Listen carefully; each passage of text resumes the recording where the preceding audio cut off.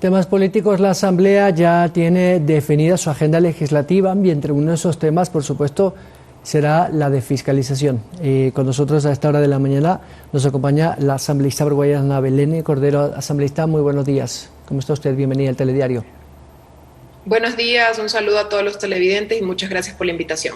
Asambleísta, más allá de los trabajos que cada comisión está realizando para revisar proyectos de ley que han quedado represados de la legislatura anterior y los nuevos que vienen, por ejemplo, los vetos parciales del presidente, hay dos temas que han generado mucha polémica que tienen que ver básicamente con estos dos casos polémicos, aunque en el orden de prelación entiendo que primero debe haber ido el juicio al exministro Ortiz. Está el del Defensor del Pueblo y primero está el del Contralor Celi. ¿Cuál va a ser la prioridad política fiscalizadora de la Asamblea? Efectivamente, nosotros recibimos del periodo anterior estos dos procesos, primero digamos, el del exministro Ortiz y del excontralor Pablo Celi. Estos dos procesos, el uno de ellos nosotros lo tratamos en la Comisión de Fiscalización en la sesión de hace 2 semanas y solicitamos al Pleno de la Asamblea Nacional que resuelva el hecho de que nosotros ya no tenemos interpelantes dentro de ese proceso y la ley tiene un vacío en el tema de las hemos recibido de parte de Presidencia el proceso como tal. En ese sentido, hasta la fecha, el Pleno de la Asamblea Nacional no ha tratado el tema, por lo cual es muy probable que el juicio al exministro René Ortiz se archive.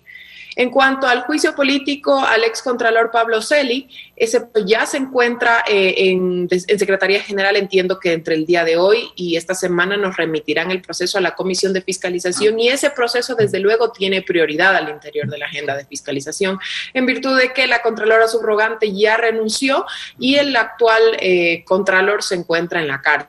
En este sentido, nosotros debemos llevar a cabo este proceso para que eventualmente el Pleno censure o destituya al Contralor y efectivamente que el Consejo de Participación Ciudadana pueda nombrar un nuevo Contralor, ¿no? Ahora, ¿usted cree que esto pueda ser así de rápido antes que efectivamente pues, pasen los días y su situación jurídica, en vista de que está detenido, avance más rápido que el proceso político y sea eso, un saludo a la bandera, digámoslo así? No creo que la situación jurídica se resuelva primero que el tema del juicio político. El proceso político ya se encuentra arreglado en la Ley Orgánica de la Función Legislativa. Tarda aproximadamente 25 días entre que hacemos los informes, se evacúan pruebas, se atiende a interpelante e interpelado y se remite al Pleno de la Asamblea Nacional y los procesos penales no demoran mucho más que eso, ¿no? Y en ese sentido es importante porque en este momento la Contraloría se encuentra sin una autoridad en funciones, llamémosle así, ¿no? Y por ello debemos dar paso propio a eso. También le comento que el juicio político al ex defensor del pueblo, a quien nosotros remitimos la documentación a la asambleísta Yesenia Guamaní, conjuntamente con el asambleísta Ricardo Vanegas de Pachacutic, presentaron ayer en horas de la tarde al CAL ya el proceso de juicio político contra el ex defensor del pueblo. Esperamos que el CAL lo califique y lo remita a la comisión cuanto antes también para ser tramitado.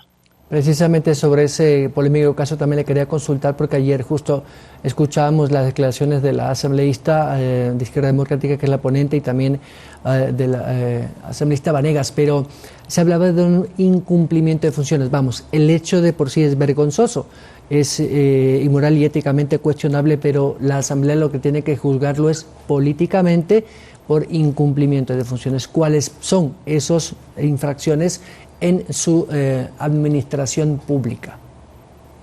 Bueno, eso la asambleísta Guamaní, que es la ponente del proceso, lo podrá explicar mejor, pero entiendo yo que hay 2 temas o 2 causales en concreto. La primera, incumplimiento de funciones por justamente o violar derechos humanos, siendo el llamado a ser el principal defensor de los derechos humanos y del pueblo y de la ciudadanía, el defensor del pueblo, en este caso los derechos humanos de una mujer y su dignidad. Y por otro lado también la mala utilización de recursos públicos, ya que cuando el hecho ocurrió en horas de la madrugada del 14 de mayo del 2021, la autoridad del funcionario se encontraba utilizando vehículos y trabajando con personal de la Defensoría en esas horas de la madrugada en pleno toque de queda, ¿no?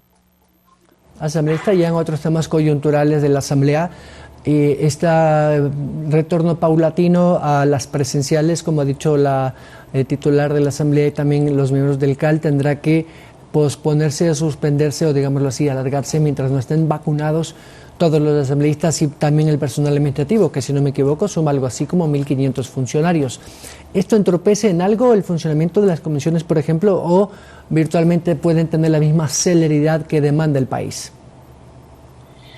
En cuanto al funcionamiento de las comisiones y la sesión de las comisiones, podemos seguirlo manejando. De hecho, hoy día tenemos pleno y el día de mañana tenemos sesión de comisión y el viernes tenemos pleno nuevamente. Sin embargo, la atención a la ciudadanía, en el caso de la Comisión de Fiscalización, para recibir denuncias y personas que entran libremente caminando a la Asamblea para conversar con los asambleístas, sí se entorpece un poco, porque yo recibí en mi oficina, igual el asambleísta Villavicencio, a varios ciudadanos con temas de denuncias y ahora deben contactarme vía telefónica, por Zoom, para poder trabajar. No digo que eso no ocurra, de hecho estamos manejándonos así en este sentido, pero es mucho mejor atender cara a cara a la ciudadanía. Esperemos que el proceso de inmunización al interior de la Asamblea Nacional sea lo más rápido posible, ojalá si fuese posible con una sola dosis para alcanzar la inmunización completa al interior de la Asamblea y volver a atender puertas adentro, digamos. Asambleísta, en cuestión de algunos días el Ejecutivo enviará varios proyectos muy importantes para el país. Entre esos ha dicho el gobierno que estará un paquete de reformas tributarias que necesariamente no implican nuevos impuestos, sino quizás una reducción de los mismos. También está una que denominamos de ejes estratégicos y también lo que ha dicho el actual ministro de Trabajo, esta ley de oportunidades.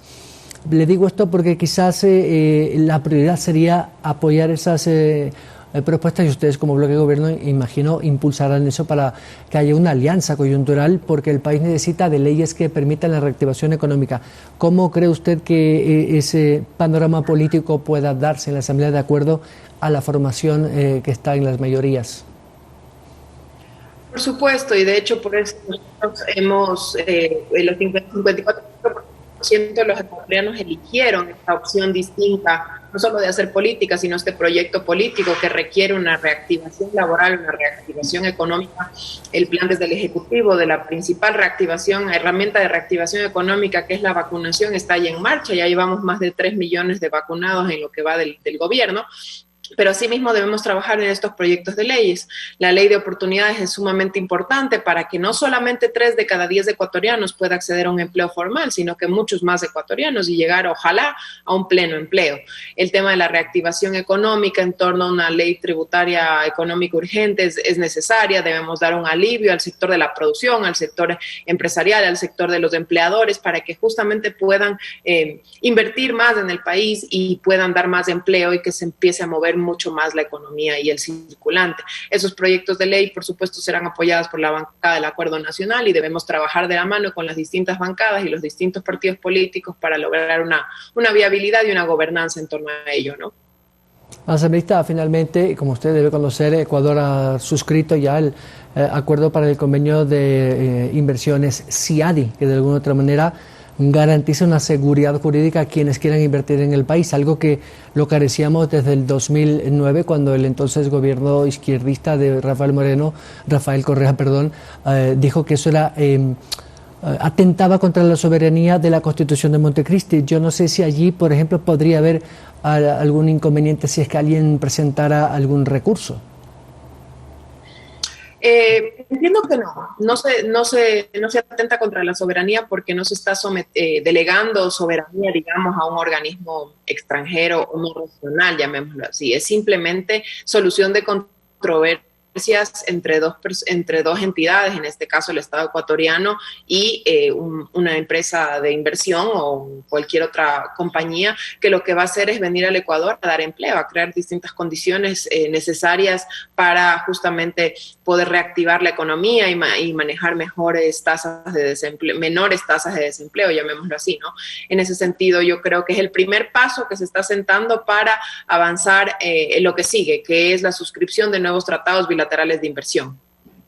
¿Y usted cree que habrá una ratificación por parte de la Asamblea Nacional este instrumento internacional?